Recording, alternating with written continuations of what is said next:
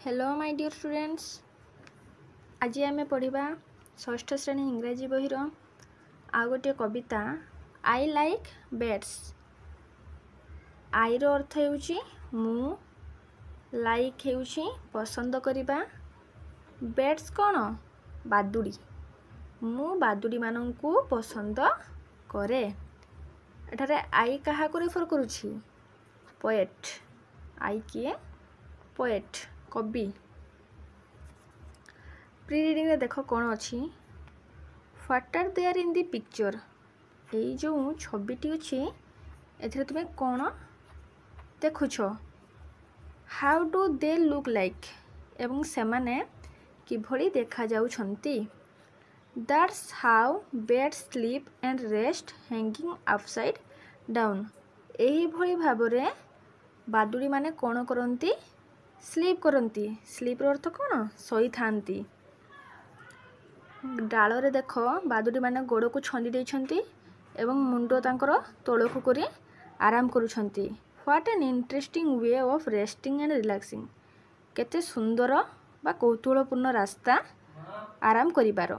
Do you like to rest like bats hanging upside down. तमे माने कौन एई भली भाबरे मुंडो तोळकु गोड़ उपरकु करी आराम करिबा पई इच्छा करिबो कि? चलो कविताटी रे कौन अछि एबे पढ़िबा। I like beds hanging upside down like reeds, like silk cotton fruits swinging in wind. What a way to relax and rewind. I wish I could do that like a bed, a way to find after a day's work, to relax and rewind upside down, hang like beds. I like beds hanging upside down like reeds. एबे कविताटीर अर्थ कौन बुझिबा? आई like beds. आई किए? कवि। कवि कौन कहते ना मु बादुड़ी मानंकु पसंद करे हैंगिंग अपसाइड डाउन। मुंडो तलकु गोड़ उपरकु करी सेमाने अहली थांती। एटी देखि पारुथबो ए डाल रे सेमाने गोड़ उपरकु करिसंती एवं सेमानंकर मुंडो तलकु करी सेमाने अहली अछंती। Like reds like silk cotton fruits. केउ मानंक भली ना मूषा मानंक भली एवं रेशम तुला फल भली। स्विंगिंग इन विंड एवं सेमाने पवन रे आग पछ दहलु थांती। What a way to relax and rewind. विश्राम नेबार एवं आराम करिबार कि सुंदर रास्ता। I wish I could do that like a bed.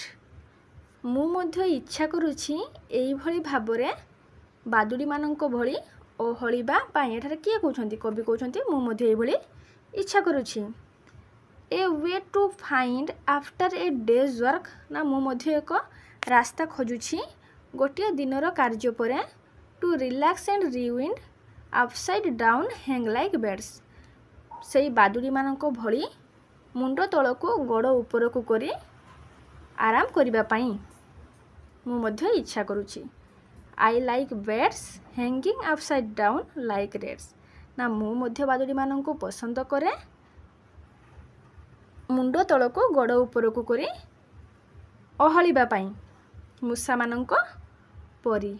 यह थिला तमर कविताटी आई लाइक बेड्स। आशा करूछे समस्ते भल भाबरे बुझी पारिथिबो। Thank you.